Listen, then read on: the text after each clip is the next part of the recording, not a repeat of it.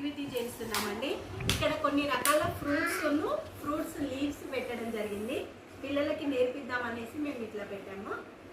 చూడండి పిల్లలు, ఇదేం కాయ?